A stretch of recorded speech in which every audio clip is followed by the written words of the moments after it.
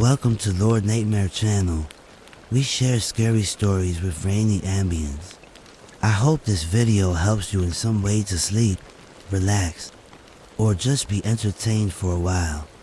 If you enjoy it, please think about subscribing and hitting the thumbs up button to help my channel out.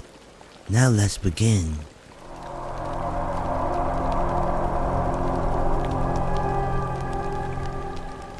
The story happened in 2012, and there are not many people I shared it with. For my birthday, me and my ex-husband visited Krakow for a short break.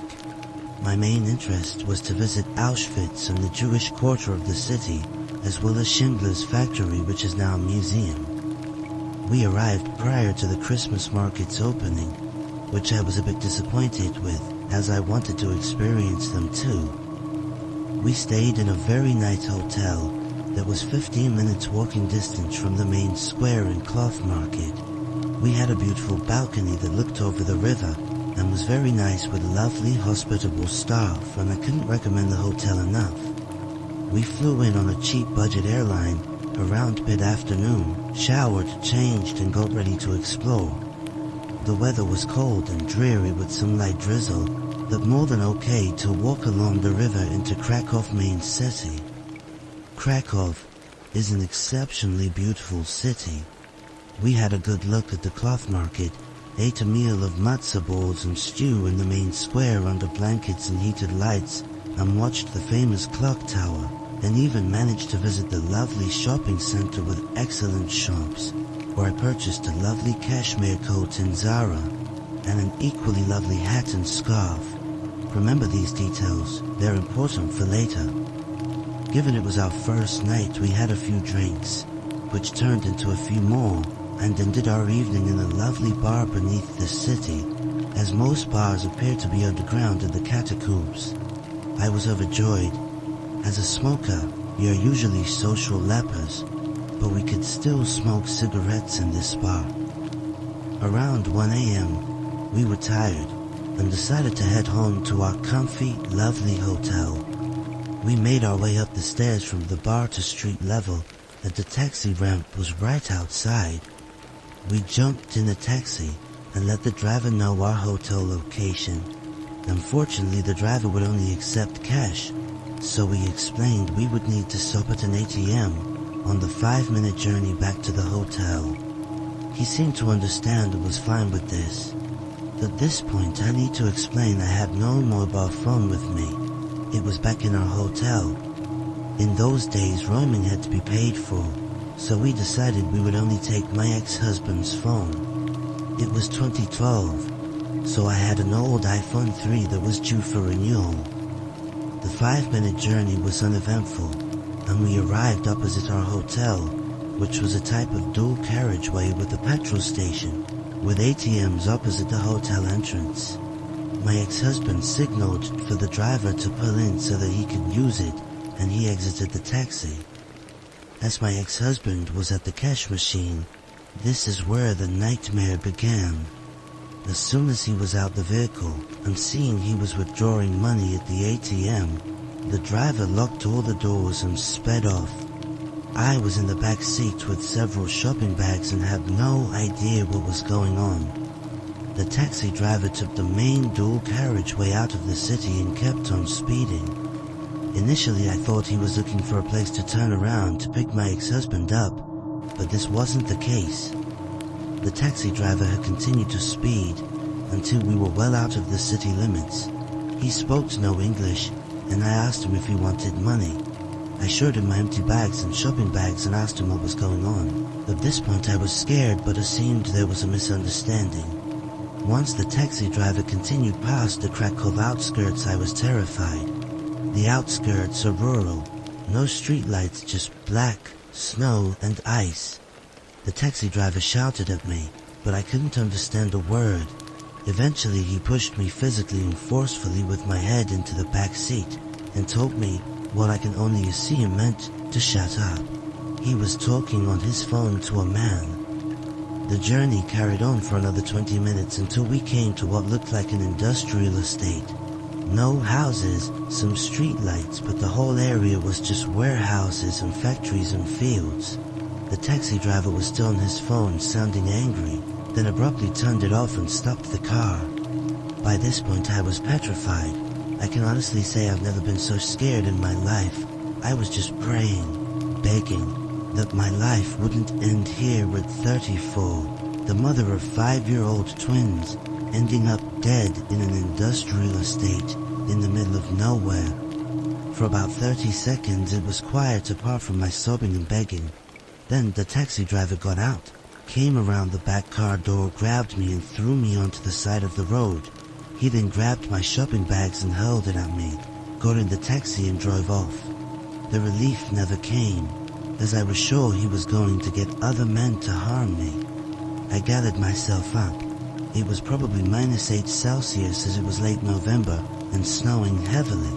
I looked for some kind of doorway, hedge or any kind of shelter, bearing in mind I was left on the outside of an industrial estate.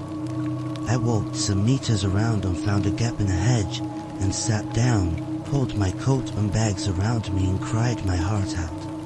I have no idea how long I was there, maybe an hour, maybe 2. Then, the sky started to lighten and a few cars and vans came past me. I tried to flag someone down, but it was no good. I sat back down. I was frozen. I can honestly say I thought I was dying and had no more energy left. All I know is that roughly 5 a.m., I was sprawled across the road hard shoulder, and some lovely Polish people, a brother and sister, going to the market with their cattle, stopped and picked me up, dragged me into their truck, and put a big cow poo-stained jacket around me. I couldn't speak apparently. I was just trying to talk to my children, and they found the hotel location from a napkin in my bag. These wonderful people drove me 20 miles back to Krakow to my hotel, where my ex-husband, police, hotel owner, manager, and Polish equivalent of CID were all in the process of setting up a command center. They dropped me off, still wearing the poo-stained jacket. They were questioned and sent on their way back to the market. I never even got their names. I was swabbed, photographed, fingerprinted, etc., and got a stiff brandy from the bar. The following day we visited Auschwitz, the main reason we even came. That evening we were taken by the police to the taxi rank where we got the taxi from to try and identify the driver, but he wasn't there. I was left with the Polish police. But dear God, I must have had someone looking out for me that night. And I'm just grateful I'm still here.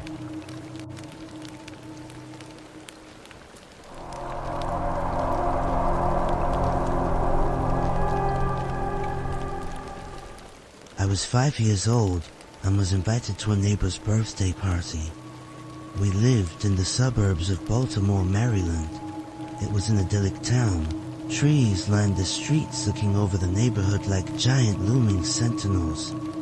This was early October, and I remember because the houses were decorated for Halloween. The boys' parents pulled all the stops to make their son's party one to remember. There was a slow-moving, sad-faced donkey that the smaller children were permitted to ride. I was not allowed to ride the donkey. You see, I was a little bit overweight even at age 5. I was also as loud as I was large.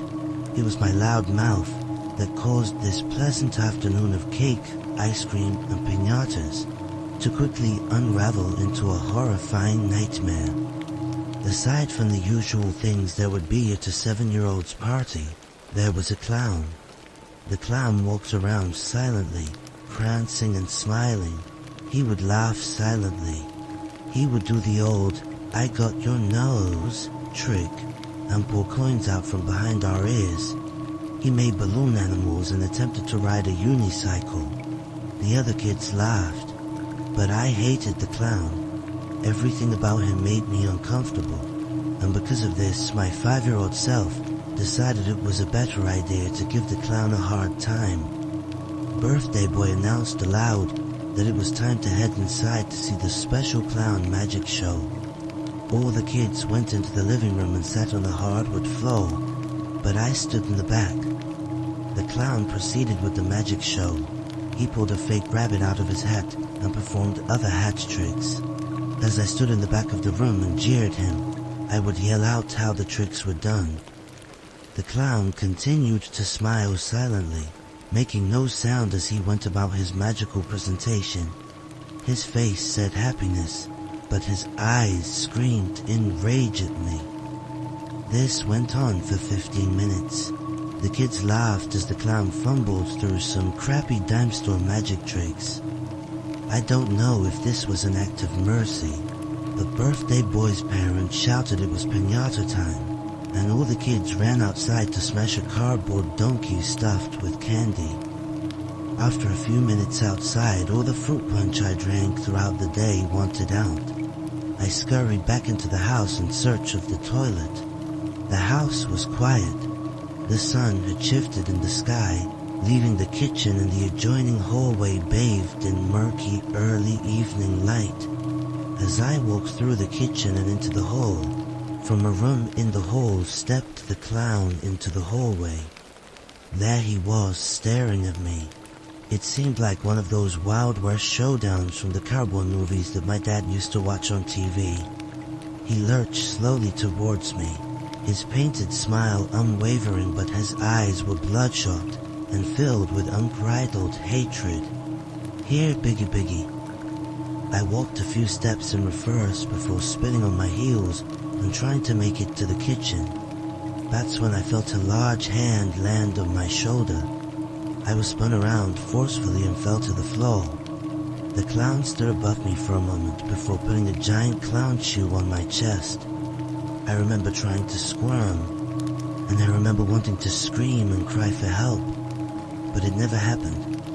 He stood over me, pinning me to the floor before brandishing one of those old-style seltzer bottles and proceeded to spray the crotch of my pants in a sing-song voice. He cooed, "Piggy gon' pee-pee, piggy gon' pee-pee," until the contents of the bottle were drained. When he removed his foot from my chest, I lashed out with my feet, kicking at his shins and trying to scurry away at the same time. I ran into a pantry and slammed the door. It was a really terrible hiding place. He had to see where I went.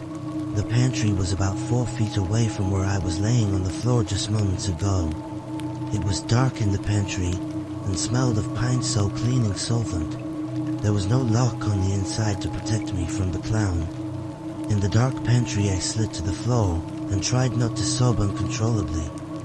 Minutes passed. Those minutes felt like hours. I heard no sound other than my wheezing and a fear fart that squeaked out. "Oh, Piggy Piggy, did you make poopy in the pantry?" The voice came from inside the dark pantry in which I was hiding. Or so I thought. I froze in fear, not moving, not breathing. I didn't know where the clown was, if he was in the pantry with me or if I needed to get out. If he was out there, I needed to stay in. I lowered my head to the floor and squinted through the gap to the bottom of the pantry door, but there wasn't much to see. What little light bled through the bottom of the door was quickly blacked out, and a bloodshot eye stared back at me from the other side of the door. There was a low, guttural laugh, and that voice hissed out, "Poor Piggy." I squeezed my eyes shut and started crying at a near hysterical level. The door swung open and I screamed as loudly as I could. Standing in the doorway was my dad. "What the hell are you doing?" he asked. "Clown," I screamed.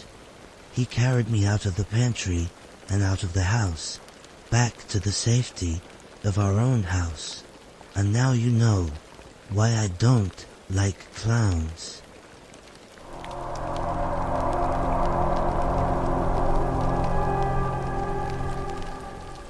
This story happened way back in 1980. For a bit of background, I grew up in a border town. At the time, Mexico was relatively safe and it wasn't unusual for high school kids to cross the border for fun.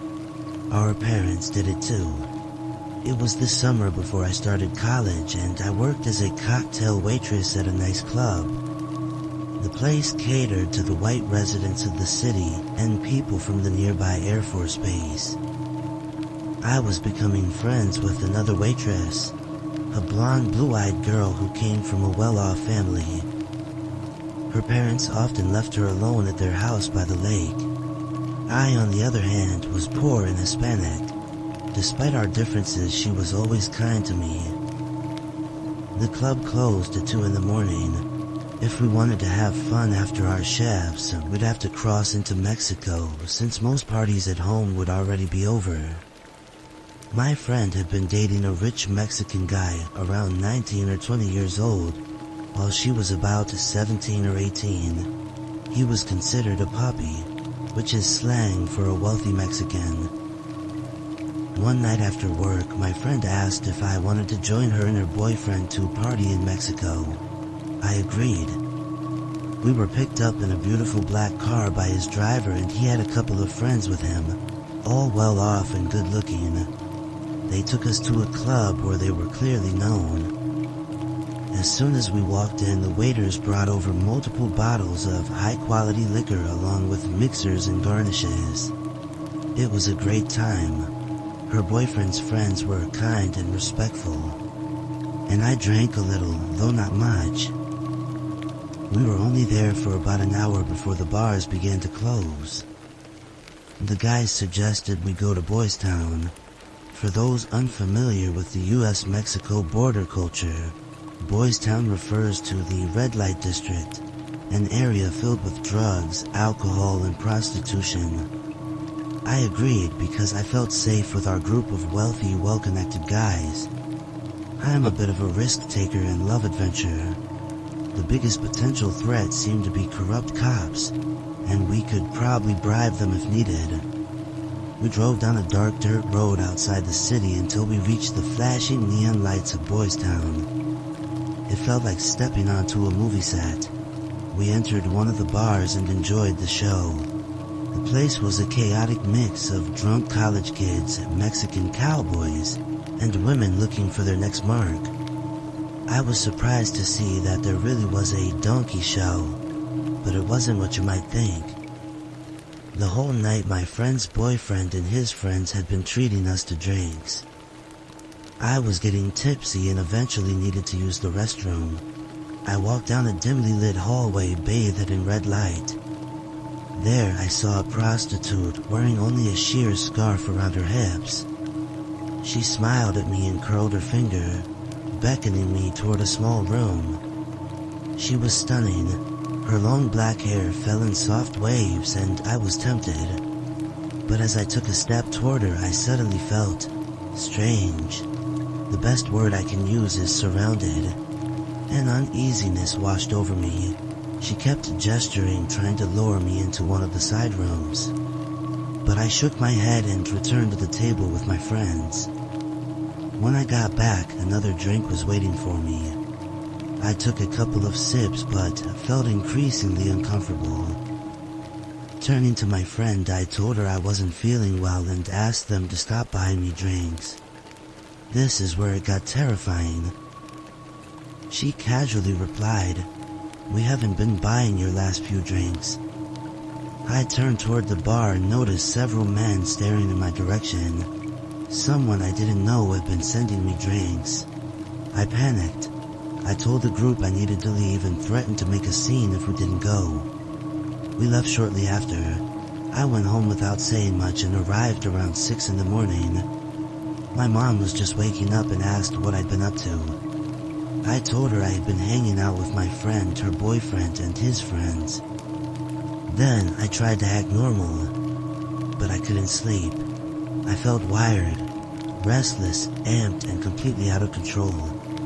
I've never felt that way before or since. Looking back, I can't shake the feeling that someone had bad intentions for me that night. I was a pretty girl and poor. If I disappeared, who would notice or care? Was that prostitute trying to lure me into a trap? Who had been sending me drinks that left me feeling so off? To whoever might have had plans for me that night, let's never meet again.